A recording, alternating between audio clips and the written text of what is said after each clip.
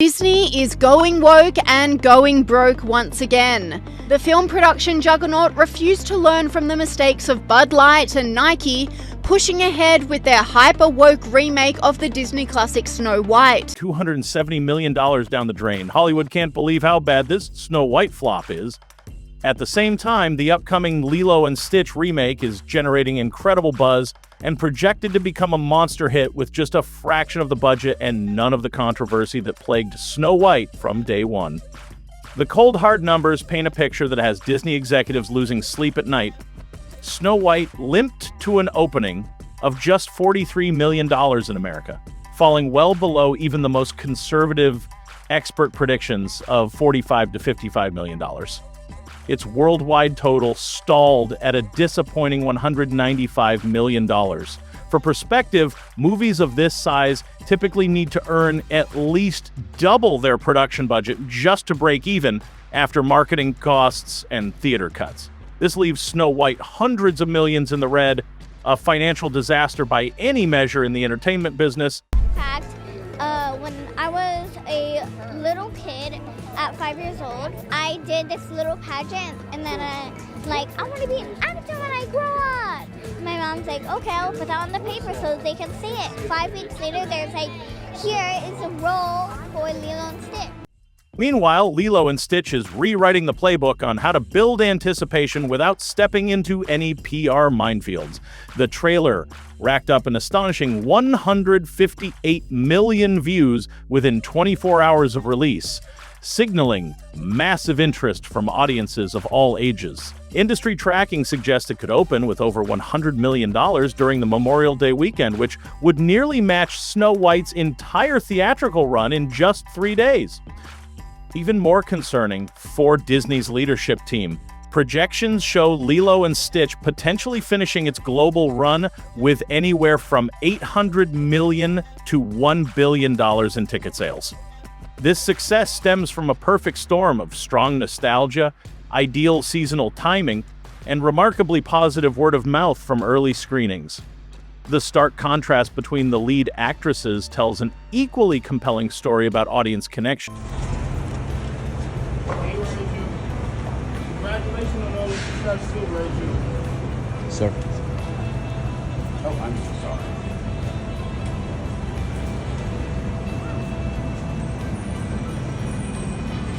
Reggie, you got time to sign some autographs for us, Reggie? Rachel, please. Rachel, you got time to sign some, Rachel? Maybe on the way out? The 7-year-old actress playing Lilo radiates genuine enthusiasm for her role in every interview. She shares heartwarming stories about dreaming of becoming an actress since age 5 and expresses pure joy about bringing this beloved character to life. Her authentic excitement provides a night-and-day comparison to Rachel Zegler's now infamous press tour, where she referred to herself as a narcissist and repeatedly criticized fundamental elements of the original Snow White story that millions grew up loving. The audience reaction was swift and merciless once those press tour comments spread across social media.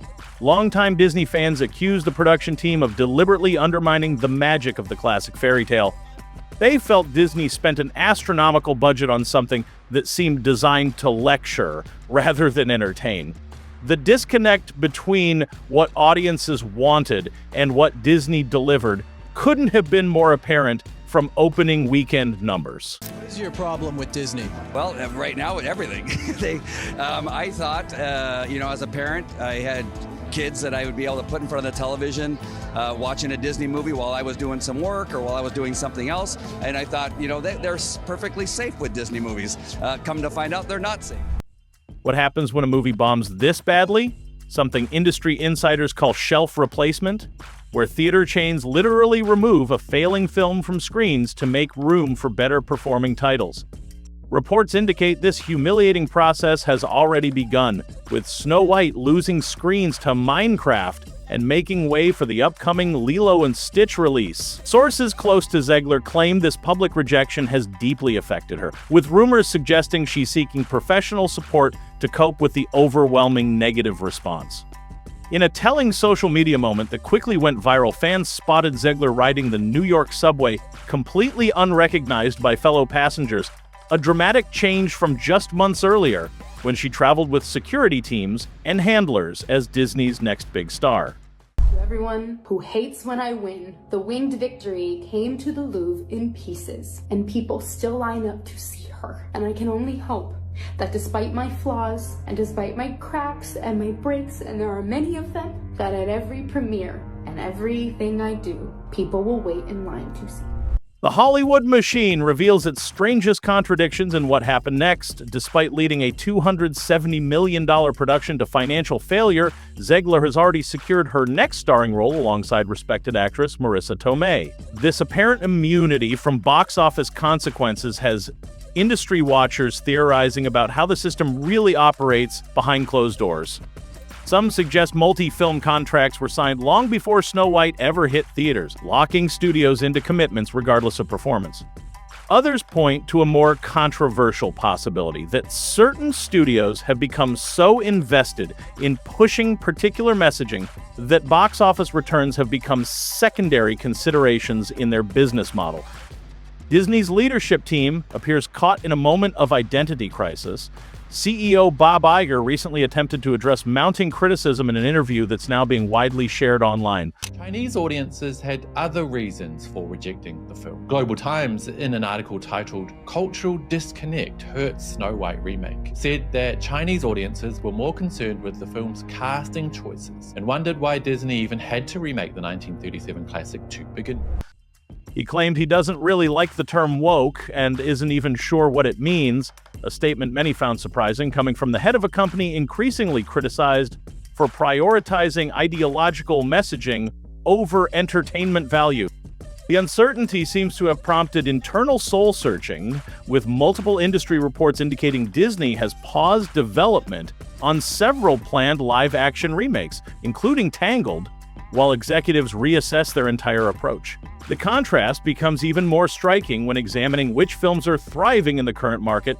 Minecraft has already rocketed past $700 million globally in less than 3 weeks. That's more than tripling Snow White's entire performance.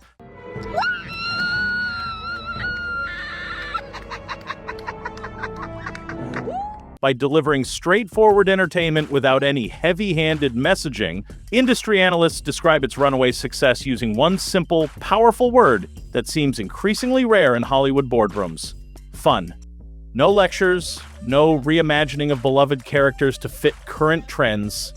Adding insult to injury, Entertainment insiders report that the creators of South Park are preparing an episode specifically targeting Zegler, Iger, and the entire Disney leadership structure, responsible for the Snow White debacle.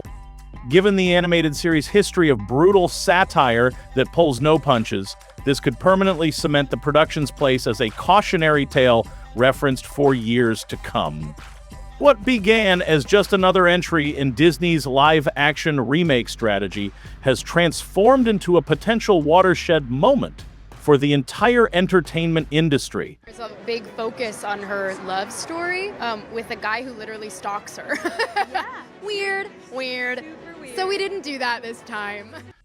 It's a $270 million lesson in understanding audience desires that executives can no longer ignore. The message coming from ticket buyers couldn't possibly be clearer.